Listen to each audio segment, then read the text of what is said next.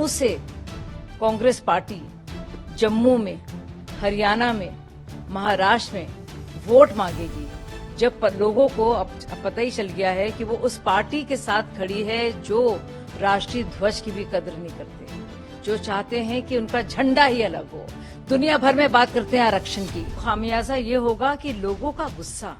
और लोगों का आक्रोश इस सोच के साथ कि वापस एक ऐसी पार्टी जो ना राष्ट्रीय ध्वज में, ना देश के संविधान में और ना ही आर्टिकल 370 को हटाने के उस फैसले के साथ खड़ी है, बल्कि उल्टा वो आर्टिकल 370 को वापस लाने की मांग कर रही है, उस पार्टी के साथ कांग्रेस खड़ी है।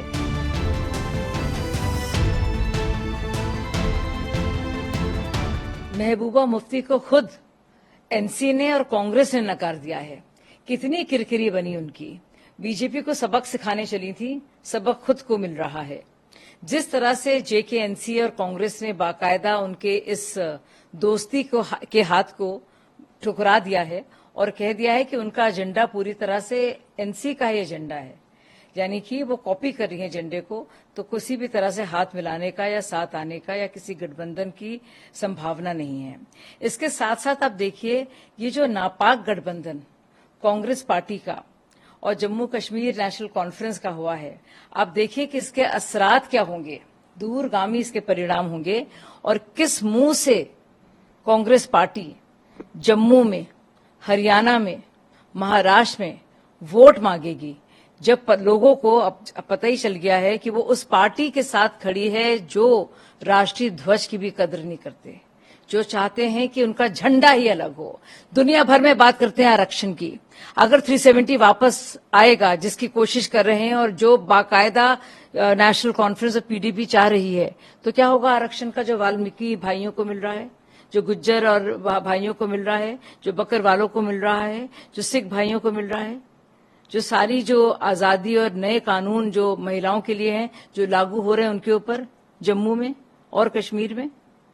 तो एक तरफ तो बात करते हैं आरक्षण की, दूसरी तरफ जम्मू और कश्मीर में आरक्षण को हटाने की बात करते हैं, जो बड़ी मुश्किल से उनको मिल पाया है, जो सहूलियत और जो भी उनको स्टेट सब्जेक्ट के तौर पर उनको पहली बार मान्यता मिली है, एक आइडेंटिटी मिली है हमारे सफाई कर्मचारी वाल्मीकि साथियों को, वो आप आइडेंटिटी को खत्म फिर से करना चाह रहे हैं। तो बहुत ज्यादा सवाल का जवाब देना होगा और मुझे मालूम नहीं कि किस तरह से राहुल गांधी इन सवालों से बच पाएंगे। और मैं ये भी जानना चाहती हूँ, क्या उमर अब्दुल्ला जो हैं हरियाणा जाकर प्रचार करेंगे और प्रचार करेंगे महाराष्ट्र में? उद्धव ठाकरे खुश होंगे उनकी इस कवायद से कि 370 को वापस लेना चाहिए। तो कांग्रेस को अपना रुख बिल्कुल स्पष्ट करना होगा। मुझे लगता है जिस तरह से नेशनल कॉन्फ्रेंस और कांग्रेस का गठबंधन हुआ है,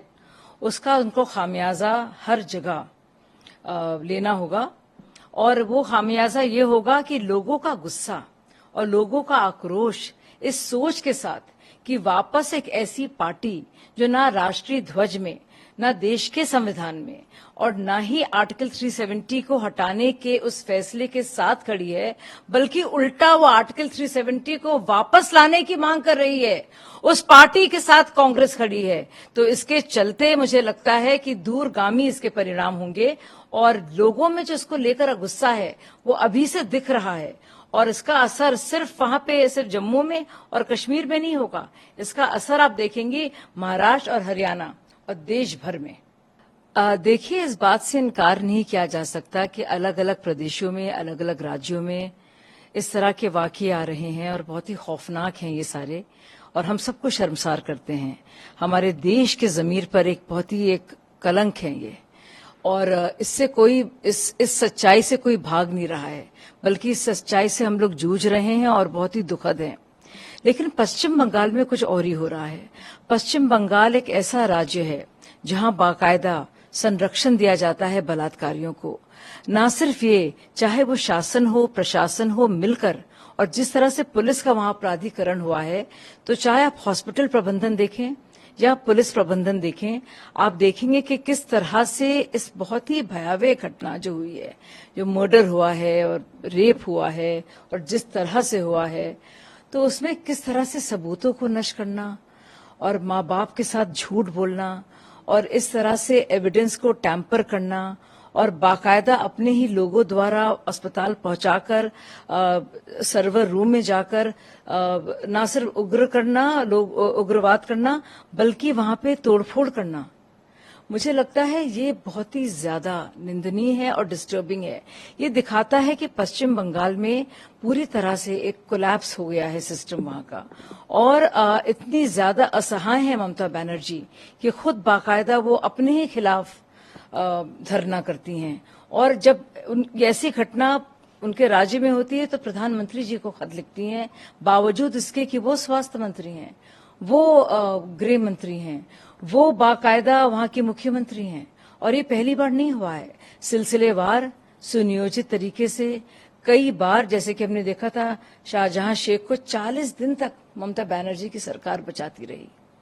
मुझे यकीन नहीं आता कि केरल ऐसे राज्य में मी टू जैसा मामला फिर से उभर कर आ रहा है। और मैं जब पढ़ रही हूं उसके सारे तथ्य तो पता चल रहा है कि जो वहां की जो एक्टर हैं और वहां की महिलाएं हैं, जो जानी मानी अभिनेत्रियां हैं, उन्होंने कई बार इस मामले में शिकायत की है। तो चाहे वो हिंसा हो या रेप हो या धमकी हो या पूरा एक सेक्स रैकेट हो या ऐसे कुछ लोग हों जो जाने माने एक्टर हों, और वो बाकायदा लगातार एक तरह का प्रेशर डाल रहे हैं महिलाओं पर और यौन शोषण कर रहे हैं, उसके खिलाफ अभी तक कार्रवाई नहीं हुई। और अब जाकर इतने ज्यादा प्रेशर और शिकायतों के बाद अब जाकर ये मामला उजागर हुआ है। और आप सोचिए कि अब तक इस बात को छुपा कर रखा गया है, इस बात को प्रेस में भी नहीं आने दिया गया कि ये सब हो रहा है। तो बहुत ही जरूरी है जो भी जाने माने वहां के एक्टर हों,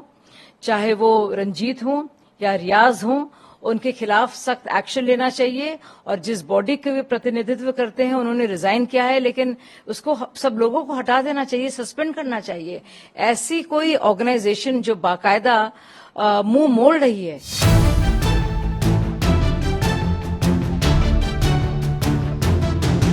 किस मुंह से कांग्रेस पार्टी जम्मू में, हरियाणा में, महाराष्ट्र में वोट मांगेगी जब लोगों को अब पता ही चल गया है कि वो उस पार्टी के साथ खड़ी है जो राष्ट्रीय ध्वज की भी कदर नहीं करती, जो चाहते हैं कि उनका झंडा ही अलग हो। दुनिया भर में बात करते हैं आरक्षण की,